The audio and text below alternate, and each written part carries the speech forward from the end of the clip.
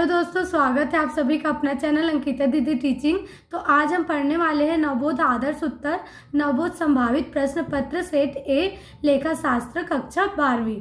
ठीक है, तो जो हमारा क्लास 12th है उसका जो अकाउंट सब्जेक्ट है, ठीक है, तो उसका जो आदर्श उत्तर में हमको इम्पोर्टेंट क्वेश्चन मिला है 4 सेट में, तो उन जितने भी हमको 4 सेट के अंतर्गत जितना भी इम्पोर्टेंट क्वेश्चन मिला है उन सभी क्वेश्चन के बारे में हम डिटेल से पढ़ेंगे। ठीक है, तो इसका आज हमारा 5वां क्लास है। ठीक है, तो देखते हैं आज आगे।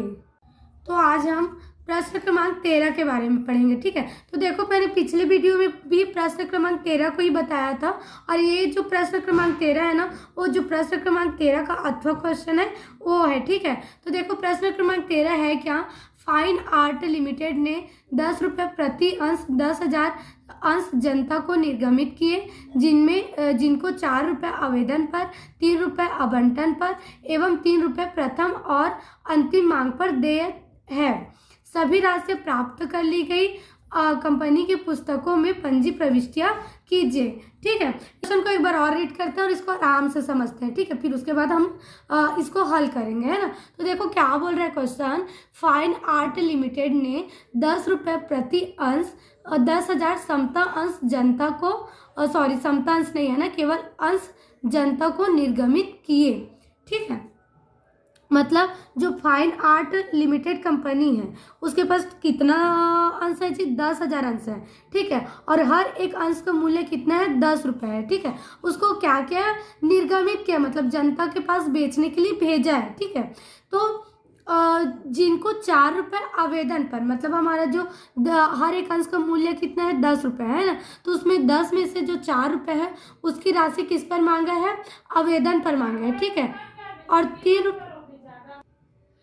3 रुपये आवंटन पर एवं 3 रुपये प्रथम और अंतिम मांग पर देय है। ठीक है, सभी राशि प्राप्त कर ली गई, मतलब हमारा आवेदन की जो राशि था, आवंटन का राशि है, और जो प्रथम याचना है, जितने भी मांग हम लोग जितना भी मांग किए थे वो सभी राशि क्या हो गए, हमको प्राप्त हो गई। ठीक है, तो कंपनी की पुस्तकों में पंजी प्रविष्टियां कीजिए। हमको क्या करना है, पंजी प्रविष्टि करना है, मतलब जनरल प्रविष्टि करना है। ठीक है, तो देखो जनरल प्रविष्टि करते हैं, है ना।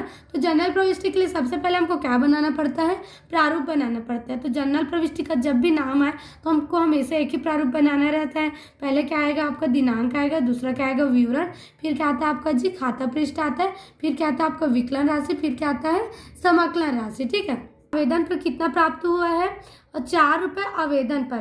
ठीक है, कि पहला राशि हमको आवेदन पर प्राप्त हुआ, तो पहला एंट्री किसका होगा, आवेदन पर होगा। तो आवेदन का एंट्री क्या होता है, सबसे पहले हमको जब आवेदन की राशि प्राप्त होती है तो बैंक खाता विकलन अंश आवेदन खाता से, जब भी हमको आवेदन की राशि प्राप्त होती है तो हमेशा याद रखना कौन सा एंट्री होता है, बैंक खाता विकलन अंश आवेदन खाता से प्रति अंश आवेदन की राशि प्राप्त हुई। ठीक है, ये क्या हो गया हमारा नरेशन। अब ये जो हमारा अंश आवेदन की राशि होता है उसको कौन से खाता में आंतरित करना पड़ता है, पूंजी खाता में आंतरित करना पड़ता है। ठीक है, तो इसका सेकंड एंट्री क्या होता है, अंश आवेदन खाता विकलन अंश पूंजी खाता से। ठीक है, ये हमारा पूंजी में आंतरित करने वाला एंट्री है, अंश आवेदन खाता विकलन अंश पूंजी खाता से अंश आवेदन की राशि को पूंजी खाता में आंतरित करने पर, यह हमारा क्या हो गया, नरेशन हो गया। ठीक है, तो अब देखो हमको आवेदन की राशि कितनी दी गई है, 4 रुपये दी गई है। ठीक है, और हमारा जो अंश है टोटल कितना है, 10,000। तो जब आप 4 और 10,000 का गुणा करोगे तो कितना आ जाएगा, 40,000 रुपये आ जाएगा। ठीक है, तो हमारा जो राशि है उसमें बैंक खाता में भी कितना आ गया, 40,000 आ गया, अंश आवेदन खाता में भी कितना आ गया, 40,000 रुपये। अब इसी राशि को तो आप क्या कर रहे हो, पूंजी खाता में आंतरित कर रहे हो, तो जो पूंजी खाता वाला जो एंट्री हुआ है उसमें भी कितना कितना आ जाएगा, 40,000 और 40,000 रुपये आ जाएगा। ठीक है, अब देखो सेकंड क्या था, 3 रुपये आवंटन पर। हमको दूसरा बार राशि किस पर प्राप्त हुआ है जी, आवंटन पर। तो आवंटन का जनरल प्रविष्टि क्या होता है, सबसे पहले अंश आवंटन खाता विकलन अंश पूंजी खाता से।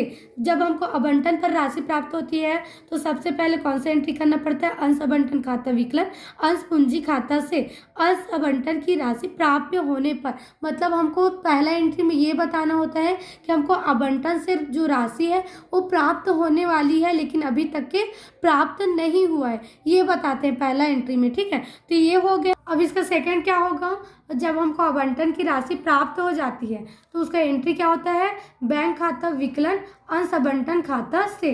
अंश आवंटन की राशि प्राप्त होने पर, जब हमको राशि प्राप्त हो जाती है आवंटन की तो ये वाला एंट्री होता है। ठीक है, तो हमको आवंटन के अमाउंट कितना दिया गया था, 3 रुपये दिया गया था। ठीक है, और जो हमारे समतन से वो कितना था, 10,000 रुपये था। तो 3 और 10,000 का गुणा करेंगे तो कितना आ जाएगा जी, 30,000 रुपये आ जाएगा। ठीक है, तो जो हमारा जितना भी आवंटन से संबंधित हम लोग एंट्री किए हैं सभी में कितना कितना अमाउंट आएगा, 30,000 रुपये, 30,000 रुपये आ जाएगा। ठीक है, अब देखो चौथा क्या, मतलब तीसरा क्या था, याचना पर था ना।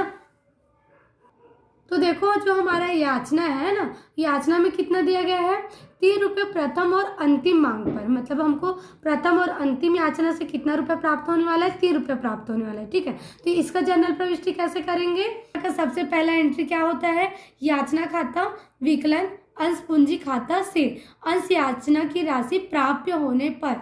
मतलब इसका भी मतलब यही है कि जो याचना की राशि है आपको प्राप्त होने वाला है, अभी तक कि प्राप्त नहीं हुआ है, तो जो प्राप्य रहता है उसका सबसे पहले एंट्री करना पड़ता है।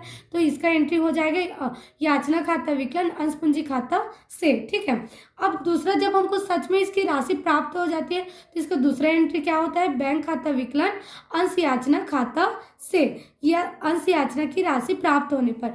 जब हमको पूरी तरह से याचना की राशि प्राप्त हो जाती है तो ये वाला एंट्री होता है। ठीक, तो देखो हमको याचना का कितना राशि दिया गया है, 3 रुपये दिया गया है ना, और हमारा जो अंश है वो कितना है, 10,000 है। तो 3 का गुणा हम 10,000 से करेंगे तो हमारा कितना अमाउंट आएगा, 30,000 रुपये आ जाएगा। ठीक है, तो जितना भी हमारा याचना से संबंधित एंट्री हुआ है तो सभी में कौन सा राशि लिखाएगा, 30,000 रुपये, 30,000 रुपये लिखा आ जाएगा। ठीक है, तो यही लिखाया है 30,000 रुपये, इसमें भी आया है, इसमें भी, और ये सभी में 30,000 रुपये को लिखे हैं। ठीक है, तो ये था हमारा जनरल प्रविष्टि। ठीक है, यदि आपको जनरल प्रविष्टि से नियम नहीं पता होगा तो आप क्या कर, तो आप जो पिछले वीडियो है, जो क्लास 5 वाला वीडियो है, उसमें मैंने पूरा जनरल प्रविष्टि के नियम को भी बताया है। तो यदि आप लोगों ने उस वीडियो को नहीं देखा होगा तो पहले उस वीडियो को देख लीजिएगा, फिर इस वाले क्वेश्चन को आप समझ सकते हो। ठीक है, आया समझ में। तो देखो हमारा प्रश्न क्रमांक 14, दिव्यांश और दिव्यांशी एक फर्म में 1:1 के अनुपात में साझेदार थे। उनका चिट्ठा 31 मार्च 2020 को निम्नानुसार था। आर्थिक चिट्ठा 31 मार्च 2020। ठीक है, तो इसका दायित्व पक्ष में क्या है, लेनदार 45,000 रुपये, दिव्यांश का ऋण कितना है, 20,000 रुपये, पूंजी खाता कितना है, और दिव्यांश का है 10,000 रुपये और दिव्यांशी का है 15,000 रुपये। ठीक है, दोनों को जोड़ोगे तो कितना आ जाएगा, 25,000 है ना। और संपत्ति पक्ष में क्या है, चिट्ठे का देनदार में है 20,000 रुपये और विविध संपत्तियों में क्या है, 70,000 रुपये। ठीक है, उक्त तिथि पर, मतलब इस वाली तिथि पर, जो 31 मार्च वाली तिथि पर उन्होंने फर्म का विघटन का निश्चय किया। ठीक है, मतलब फर्म का विघटन का निश्चय मतलब फर्म को पूरी तरीके से समाप्त करने का निर्णय लिया। ठीक है, तो देनदारों से 15,000 रुपये तथा विविध संपत्तियों से 60,000 रुपये वसूल हुए। वसूली खाता बनाइए। ठीक है, हमको कौन सा खाता बनाने के लिए बोल रहे हैं जी, वसूली खाता बनाने के लिए बोल रहे हैं। ठीक है, तो चलो बनाते हैं वसूली खाता, है ना। वसूली खाता का प्रारूप होता है विवरण राशि, विवरण राशि। एक विवरण राशि विकलन पक्ष के लिए होता है और एक विवरण राशि किसके लिए होता है, समाकलन पक्ष के लिए होता है। ठीक है, तो देखो वसूली खाते में सबसे पहले क्या लिखा जाता है पता है आपको, जो हमारा आर्थिक चिट्ठा होता है ना, तो उसका जो संपत्तियां पक्ष में जो होता है, देनदार विविध संपत्तियां, उसको कौन से साइड में लिखा जाता है, विकलन पक्ष में लिखा जाता है। ठीक है, तो उसी को लिखे हैं देनदार 20,000 रुपये और विविध संपत्ति कितना हो गया, 70,000 रुपये। देखो संपत्ति कौन साइड रहता है, समाकलन साइड, लेकिन जब वसूली खाता बनाते हैं तो जो संपत्ति पक्ष है उसको सबसे पहले कहाँ लिखते हैं, विकलन पक्ष में लिखते हैं। ठीक है, तो विकलन पक्ष में आ गया 20,000 रुपये देनदार का और विविध संपत्ति कितना आ गया, 70,000 रुपये आ गया। ठीक है, फिर जो हमारा दायित्व है, ठीक है, हमारा दायित्व के पक्ष में क्या दिया है, लेनदार, है ना। तो जो लेनदार है यही बस क्या होता है, हमारे वसूली खाता में आता है। फिर जो साझेदारों का ऋण दिया रहता है, उनका पूंजी खाता दिया रहता है, ये सभी हमारा वसूली खाता में नहीं आता, ठीक है। तो इनको लिखने की जरूरत नहीं है, केवल हमारा क्रेडिट मतलब समाकलन पक्ष में केवल कौन लिखाएगा जी, लेनदार लिखाएगा, ठीक है। तो देखो वसूली खाता में हमने लेनदार को बस लिखा है, ठीक है, लेनदार 45,000 रुपये, ठीक है। अब देखो जो हमारा संयोजन दिया है उसको देखते हैं, है ना। उक्त तिथि पर उन्होंने फर्म के विघटन का निश्चय किया, मतलब उन्होंने अपने व्यापार को खत्म करने का निर्णय ले लिया। तो जब व्यापार समाप्ति का निर्णय लिया तो उनको देनदार से कितना 1,000 रुपये प्राप्त हुआ, 15,000 रुपये, है ना। और विविध संपत्तियों से कितना प्राप्त हुआ जी, कितना वसूल हुआ, 60,000 रुपये हुआ। तो देखो जो हम लोग देनदार है और विविध संपत्तियां है ना, ये सब का एंट्री हम चिट्ठे का कहाँ लेके गए थे, विकलन में लेके गए थे। लेकिन जब इसका जो संयोजन है उसको कौन से पक्ष में लिखेंगे, देखो देनदार और विविध संपत्तियां लिखाई हमारा कौन से पक्ष में, विकलन पक्ष में। लेकिन जो उसका संयोजन है उसका एंट्री कौन से पक्ष में होगा, समाकलन पक्ष में होगा, ठीक है। ये उल्टा होता है, जैसे कि लेनदार का कहाँ एंट्री हुआ है, समाकलन पक्ष में हुआ है, लेकिन इसका संयोजन कौन से पक्ष में होगा, विकलन पक्ष में होगा। वैसे ही हमारा जो देनदार विविध संपत्ति उनका जो लेखा है वो पहले किस में हुआ, विकलन में, लेकिन उसका जो संयोजन प्रविष्टि है वो कहाँ होगा, समाकलन में होगा, ठीक है। तो देखो हमको देनदारों से कितना 1,000 रुपये प्राप्त हुए, 15,000 रुपये प्राप्त हुआ है ना। तो देनदार में कितना आ गया, 15,000 रुपये आ गए, ठीक है। तो इसको पहले हेडिंग देना पड़ेगा, शीर्षक देना पड़ेगा जो संयोजन है उसके लिए, रोकड़ खाता को। फिर ना जो आपका शीर्षक होगा रोकड़ खाता को, ऐसे करके पहले आपको शीर्षक देना पड़ेगा। फिर उसके बाद जो आपका संयोजन है ना उसको लिखना पड़ेगा, ठीक है। तो आपके संयोजन में देनदार से कितना प्राप्त हुआ है जी, 15,000 रुपये। तो देनदार कितना आ गया, 15,000 रुपये आ गया। और विविध संपत्ति उसको कितना मिला आपको, 60,000 रुपये। तो 60,000 रुपये आ गया, ठीक है। फिर आपको और कुछ तो संयोजन दिया नहीं है, तो अब संयोजन इसमें इस पक्ष में तो कुछ नहीं आएगा। फिर जो 15,000 है और जो 60,000 उसको जोड़ना है, ठीक है। तो कुल करेंगे तो कितना आ जाएगा, 75,000 रुपये आ जाएगा, ठीक है। फिर देखो आपको विकलन पक्ष में है ना, तो विकलन पक्ष में भी आपको क्या करना पड़ेगा, संयोजन करना पड़ेगा। तो उसके लिए भी आपको शीर्षक करना पड़ेगा रोकड़ खाता। तो देखो आपका जो लेनदार है उसका कोई संयोजन तो दिया नहीं है संयोजन वाले में, ठीक है। तो आपको एक बात यह हमेशा याद रखना पड़ेगा, जब आप वसूली खाता बनाते हो ना तो आपको लेनदार के बारे में कुछ संयोजन दिया रहे चाहे मत दिया रहे, लेकिन उसका आपको संयोजन करना ही पड़ता है, ठीक है। तो जो हमारा लेनदार था वो चिट्ठी में कितना दिखाया गया था, 45,000 रुपये दिखाया गया था। तो उस लेनदार को, अब देखो लेनदार को हम जो चिट्ठी में दायित्व पक्ष में था उसको वसूली खाता के कौन से पक्ष में लिखे थे, समाकलन पक्ष में लिखे थे। लेकिन जो उसका संयोजन होगा उसको फिर से कौन से पक्ष में लिखना पड़ेगा, विकलन पक्ष में लिखना पड़ेगा, ठीक है। तो लेनदार कितना आ गया, 45,000 रुपये चिट्ठा में दिया है, इसलिए यहाँ लेनदार का कितना 1,000 है, 45,000। जैसे कि देनदार लिखा था संपत्ति पक्ष में लेकिन विकलन पक्ष में, लेकिन उसका संयोजन कहाँ होता है जी, समाकलन पक्ष में। वैसे ही लेनदार लिखाता है समाकलन पक्ष में, लेकिन उसका जो संयोजन है वो कहाँ होता है, विकलन पक्ष में होता है, ठीक है। अब देखो अब तो कुछ बोला नहीं है हमको क्वेश्चन में, तो हम क्या करेंगे, जो ये 45,000 और जो 75,000 है उस दोनों को आपस में जोड़ेंगे। तो देखो आपस में जोड़ते हैं तो कितना होता है, 45,000 और ये हो गया 75,000, ठीक है। तो आपका हो जाएगा 0 की 0, 0 की 0, 0 की 0, 5 5 10 की 0, हासिल है 1, 7 और 4 कितना हो जाएगा 11, 11 कितना हो जाएगा 12, 12। तो आपका समाकलन पक्ष का योग कितना आ रहा है जी, 1,20,000 रुपये आ रहा है, ठीक है। अब वैसे उसी तरह आपको विकलन पक्ष का भी योग करना पड़ेगा। तो देखो 70 और 20 कितना हो जाएगा, 90,000 हो जाएगा। अब 90,000 में आप 45,000 को क्या कर दो, ऐड कर दो, ठीक है। 0 की 0, 0 की 0, ये भी 0 का 0, फिर 0 में 5 जोड़ेंगे तो कितना आएगा 5, और 9 और 4 कितना हो जाएगा 13। तो देखो हमको फिर हम दोनों साइड का योग कर लिए, फिर उसके बाद हमको देखना है कि कौन सा पक्ष ज़्यादा आ रहा है और कौन सा पक्ष कम आ रहा है। तो देखो हमारा विकलन पक्ष ज़्यादा आ रहा है और हमारा जो समाकलन पक्ष है वो क्या आ रहा है, कम आ रहा है। ठीक है, तो हम जो ज़्यादा है उसमें कम को क्या करेंगे, घटाएंगे। ठीक है, तो देखो हमारा समाकलन पक्ष कम आया ना, तो हमारा शेष कहाँ आएगा, समाकलन पक्ष में आएगा। लेकिन इसको शेष लेकर करके नहीं लिखेंगे, बल्कि इसको जो भी शेष निकलेगा पहले तो घटा लेते हैं। ठीक है, 1,35,000 ज़्यादा है तो 1,20,000 में इसको घटा लेते हैं, मतलब विकलन राशि में समाकलन राशि को घटाना पड़ेगा आपको। ठीक है, क्यों घटा रहे हैं, क्योंकि ये अमाउंट कम है इसलिए।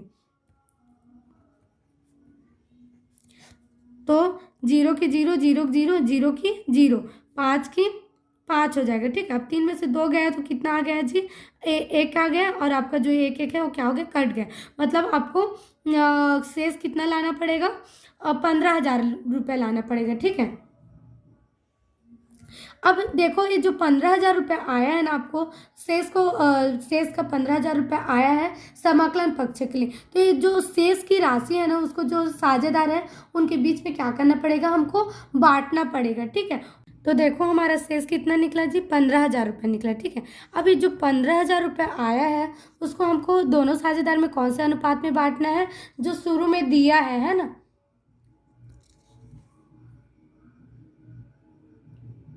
जो शुरू में दिया हमको 1:1। तो देखो ये जो ना हमको 1:1 दिया है, इतना मिस प्रिंट हुआ होगा इसलिए 1:1 देख रहे हैं हम लोग। ठीक है, मेरे को भी नहीं पता था कि ये मिस प्रिंट है, क्योंकि अगर 1:1 होता तो जो दोनों साझेदार हैं उनको बराबर की राशि मिलता। ठीक है, जितना पहला साझेदार को मिला है उतना ही दूसरे को मिलता, लेकिन इसमें क्या दिया है, एक को 11,250 मिला है और एक को कितना मिला है, 3,750 मिला है। तो ये अमाउंट कब आएगा पता है आपको, जब आपका जो अनुपात है वो कितना होगा, 3:1 होगा ना, तब जाके आपको क्या मिलेगा, ये वाला अमाउंट मिलेगा। तो आप उसको ना आदर्श उत्तर में सुधार लीजिएगा कि वो ना 1:1 नहीं है, बल्कि वो क्या है, 3:1 है। ठीक है, तो हम ये जो 15,000 रुपये है ना, उसको हम कौन से अनुपात में बांटेंगे, 3:4 में बांटेंगे। ठीक है, तो देखो पहला बंदा कौन था, दिव्यांश था, तो दिव्यांश का क्या होगा, 3 होगा, और जो दिव्यांशी है उसका कितना होगा, 1 होगा। 3 और 1 को जोड़ेंगे तो कितना हो जाएगा जी, 4 हो जाएगा। ठीक है, तो कितना आ गया, 3/4। अब इसको काट लेते हैं, मतलब हल कर लेते हैं। ठीक है, तो 4 एकम 4, 4 एकम 4, 4 दूनी 8, 4 तिया 12 हो जाएगा। अब 2 इसमें गया, 3 इसमें गए थे, कितना बन गया, 30 बन गया। तो 4 सत्ते कितना हो गया, 28 हो गया। ठीक है, अब 30 में से 28 गया तो कितना बच गया, 2। तो 2 किसके पास आएगा, इस वाले 0 के पास है ना, तो ये कितना बन गया, 20 बन गया। तो 4 पंचे कितना हो जाएगा, ये 20 हो जाएगा, और 4 शून्य 0 हो जाएगा। ठीक है, अब इसका गुणा किसके साथ करना पड़ेगा हमको, 3 के साथ, है ना, तो 3 शून्य 0 होगा, 5 से 15 की 5 हासिल है 1 हो जाएगा। ठीक है, अब 7 से कितना हो जाएगा, 21 हो जाएगा, 21 और 1 कितना हो जाएगा, 22 हो जाएगा। 22 का क्या होगा, 2, और हासिल है 2, 3 तिया 9, और 9 और 2 कितना हो जाएगा, 11 हो जाएगा। ठीक है, तो हमारा जो दिव्यांश है उसका हिस्सा कितना निकल जाएगा, 11,250। ठीक है, तो उसी को लिखा है, दिव्यांश की पूंजी खाता को 11,250, है ना। अब ये जो दिव्यांशी उसका केवल कितना अनुपात है, 1, तो इसको 1 से कर लेना, 15,000 इंटू 1 बटा कितना हो जाएगा, 4। तो 4 एकम 4, 4 तिया 12, 3 इसमें आ गया, 30 बन गया। तो 4 सत्ते 28, अब 30 में से 28 गया तो 2 बचा, 2 इसमें आया तो 20 बना, तो 4 पंचे 20, 4 शून्य 0 हो गया। ठीक है, तो अब इसको 3,750 का गुणा अगर हम 1 से करते हैं तो 3,750 ही आएगा ना, इसलिए जो दिव्यांशी का पूंजी खाता है उसमें कितना आएगा, 3,750 आएगा। ठीक है, अब आप सभी अमाउंट को जब ऐड करोगे ना तो इसका भी अमाउंट कितना आ जाएगा, 1,35,000 आ जाएगा, और इसका तो 1,35,000 रुपया था ही। ठीक है, तो ये था हमारा आज का प्रश्न क्रमांक 14। ठीक है, अब आगे का क्वेश्चन हम नेक्स्ट वीडियो में करेंगे, और यदि वीडियो समझ में आए, क्वेश्चन समझ में आए तो वीडियो को लाइक कीजिएगा और चैनल को सब्सक्राइब कीजिएगा। ठीक है, और जितना से ज़्यादा हो सके उतने अपने दोस्तों में शेयर कीजिए ताकि उनकी भी हेल्प हो सके। ठीक है, थैंक यू।